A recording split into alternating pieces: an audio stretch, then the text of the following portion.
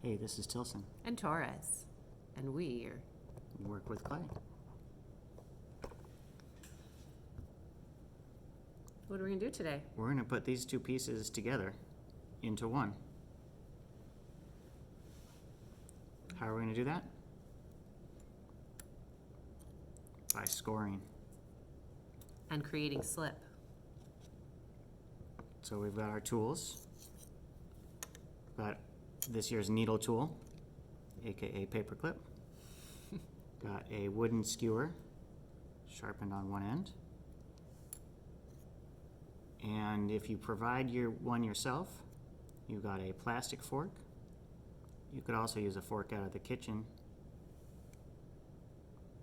Make sure you ask for permission first. I don't want to be in trouble with Mom. So, how do you... So first step. First step, we want to put them together, right?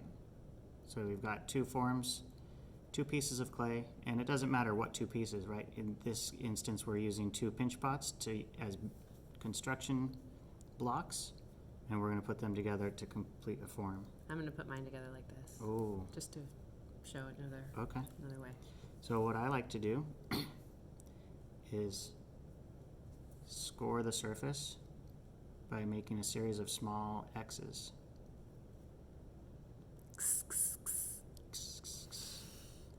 She's a Visco girl. If you prefer a different method, you could make a series of lowercase e's, cursive e's. But if that's what you do, you have to say that too. E. If you do both. E. E. You score all the way around. And you're putting two pieces of clay together, so you need to score both sides.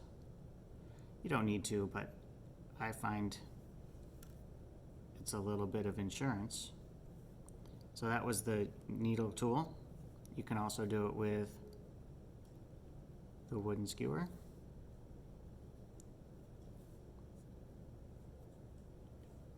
What else? It's important for a construction where you want a solid construction in your pieces so that they don't fall apart. I like to tell students that it's important because as the clay dries, we should know by now that it shrinks. And if we put two pieces together like this and there's no scoring, as they shrink, they're going to likely pull apart or crack. Roughed up edges. Roughed up edges. And then I like to do a little dab of water. And in my mind, this is where you create the slip. Some people have a separate container of slip. I like to just use that and squish them together.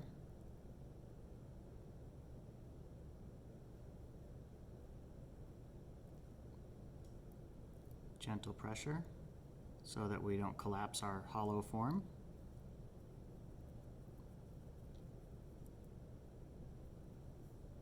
And then I'm going to score one more time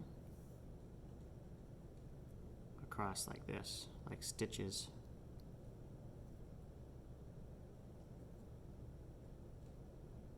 So that you get a really good blended seam.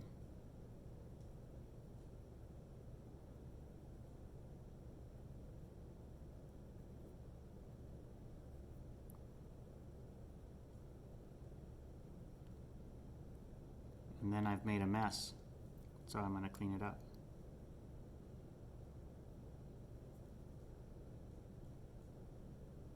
What about you? Those are the tools I like. I like the tools too. And I'm just going to do a different attachment rather than do it like this because we just saw that. We also saw that in class. I'm going to attach mine this way.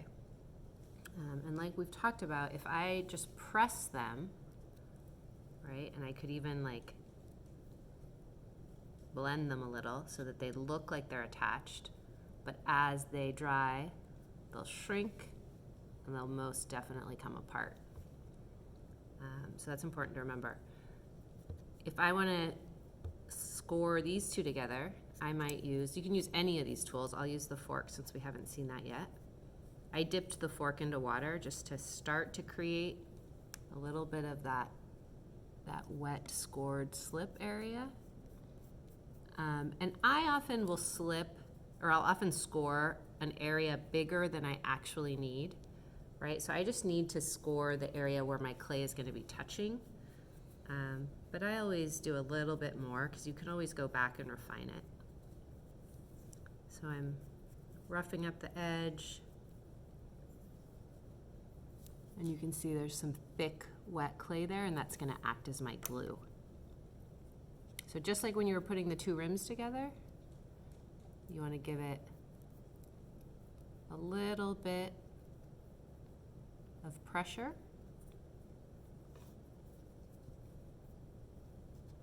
And then you can start to refine it just a little.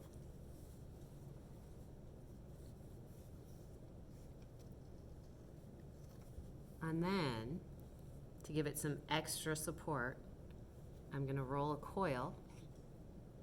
Take part of this coil. Just a little skinny coil. Getting kind of ahead of ourselves. We haven't talked about coils. Oh, we haven't? Oh! Pro tip, Whoa! level up. All right. Little worm. This isn't a coil, it's a worm. And I like to cut the edges of my little worm coils. And Even then on the small ones. even on the small ones, yeah, I just do it. So I'm gonna come in here and make my score marks. And I'm still making my X. And there's a little bit of slip that's already there from when I was working in this area before.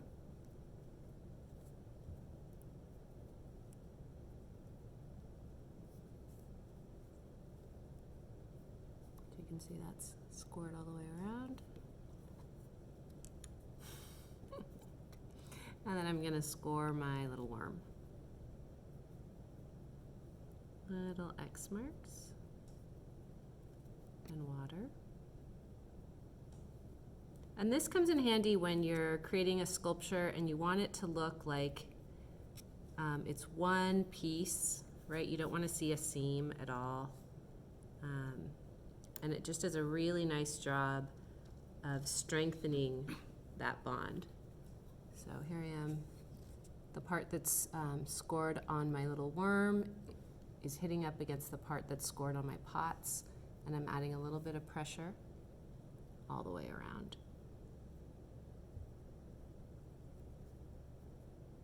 And then at this point, I'm just pressing in and refining.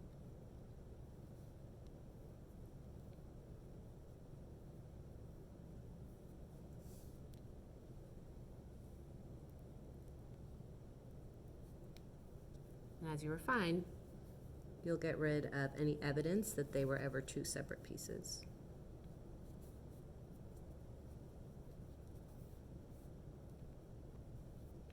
I like to use this as an analogy. Yeah. When you put your two hands together, you can see a seam, and this is without scoring. But then even if you smooth that over, when it starts to dry, it pulls apart. If you score it up and you make it all chunky, and you push it together, you can still smooth that out, but as it dries, it's not going to be as likely to pull apart. Look at that. Make that clay hold hands. What else? Oh, this is something else that Torres talked about. This is a nice tool if you're doing smaller pieces, right? If you have more detailed work or finer details, you might Like an want to use eyeball. this. Like an eyeball. Just stick it on like that. It's not going to stay. Gotta get in there and score it. Score, score, score, score. So that would be easier to score with that than with this. Look how big that is. That's half the ball, Right. half the eyeball. Where with that? Turns out to be messy. Yeah. So pick your tools wisely. Think about what you're scoring together. and what's gonna work.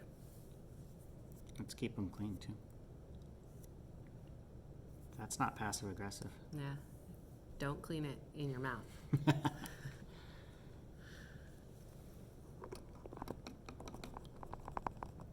Thanks for watching.